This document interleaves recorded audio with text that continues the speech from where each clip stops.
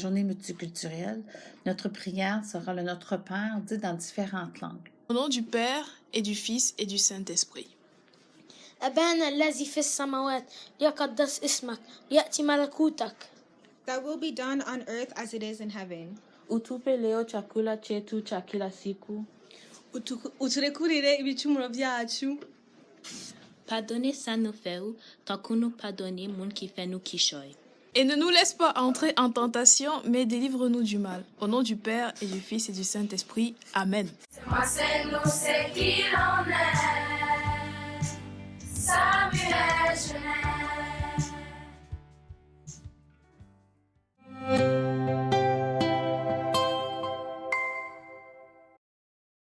Aujourd'hui, pour la journée multiculturelle, nous avons écouté une variété de chansons proposées par les élèves.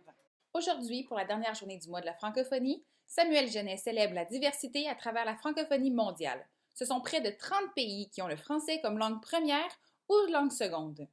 Cette langue unit près de 300 millions de personnes partout dans le monde. Partout au monde, c'est 144 millions de personnes qui apprennent le français et 93 millions d'élèves qui vont à l'école tous les jours en français. Le français est la 5e langue la plus parlée au monde. À Samuel Genès, nous sommes fiers de parler français. Ce matin, à la première période après les annonces, prenez quelques minutes en classe pour personnaliser votre étiquette. Affiche fièrement tes origines et ta culture avec ton étiquette pendant toute la journée. Nous continuons la collecte de denrées pour le village de Rincon Inlet. Voici les denrées de cette semaine. Des sacs de sucre granulé, des conserves de cocktails de fruits, des boîtes de sachets de chocolat chaud. Les denrées dont les boîtes sont ouvertes ne pourront malheureusement pas être acceptées. Les denrées des semaines précédentes sont toujours acceptées. Merci de votre générosité et bonne journée.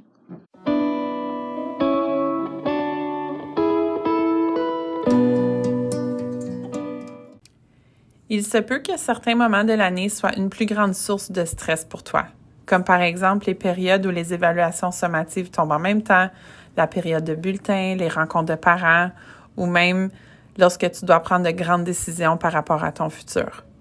La pression de rejoindre les attentes des enseignants, des parents et celles que tu te fixes peut t'affecter de diverses façons. Est-ce que tu prends un moment pour reconnaître tes succès, qu'ils soient petits ou grands? Est-ce que tu tiens compte de tous les facteurs avant de te critiquer? Est-ce que tu perçois l'erreur comme une occasion d'apprendre? J'espère que cette vidéo va vous aider à remettre les choses en perspective. OK, mettons moi, là, cette année, j'ai ouvert 2 boutiques, j'ai 11 employés, j'ai réalisé un clip, j'ai sorti une émission de télé, j'ai fait des contrats d'illustration. Tout ça en pandémie. De quoi on parlait donc aujourd'hui? Ah oui, de la performance.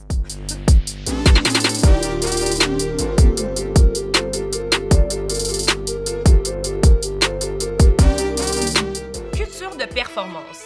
Idée que la société impose une pression de rendement et valorise la réussite dans toutes les sphères de la vie. Là, la culture de performance, là, faut qu'on en parle. C'est quelque chose qui nous amène vraiment à toujours nous comparer aux autres. On se demande toujours qu'est-ce qu'on pourrait faire plus, quel skill on pourrait avoir de plus. Quand on croise quelqu'un là, qui fait tout, qui est bon dans tout, il est boulanger, il est musicien, c'est un biochimiste, la personne overachiever là, peut souvent nous faire sentir comme pas bon, puis juste pas assez. Ça, c'est vraiment pas un feeling le fun.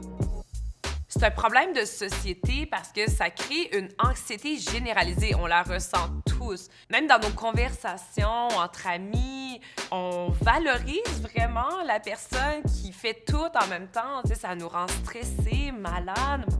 Ça fait en sorte qu'on fait tout, mais on est aussi pas assez dans toutes les sphères, étrangement. Tu sais, on est juste tellement préoccupé par l'idée de ce qu'on veut être qu'on est juste plus présent. Par exemple, t'es chez vous, tout seul, t'es vaché dans le sofa, puis tu scrolls sur Instagram. Comment tu t'es senti quand t'as vu toutes les photos de tout le monde qui sont en train de faire des choses extraordinaires? Tous tes amis, là, ou des gens que tu connais de près et de loin, ou peut-être c'est des vedettes internationales, mais qui n'ont pas du tout les mêmes moyens que toi, puis il n'y a aucun point de comparaison.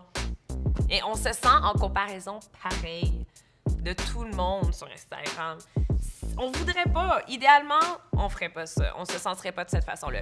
Mais c'est tough parce que tout le monde montre juste leurs exploits, juste les bons côtés de leur vie. Au lieu de se surcharger le cerveau avec cette pression-là, de juste apprécier ce qu'on est en train de faire puis de bien le faire. Puis par la suite, quand tu arrives au but, ben célèbre puis vis-le pour de vrai. Tu sais, si tu repenses à ta vie là, depuis que tu es né, toutes les choses que tu as accomplies, toutes les choses que tu as faites, même si tu repenses à cette semaine, toutes les choses que tu as appris, comment tu as grandi, comment tu as évolué, ces choses-là s'accumulent tout au long de ton existence. Puis elles font en sorte que tu es une personne extraordinaire. Tu es unique, puis il n'y a personne qui te ressemble, puis tu es suffisant. C'est correct? C'est bon?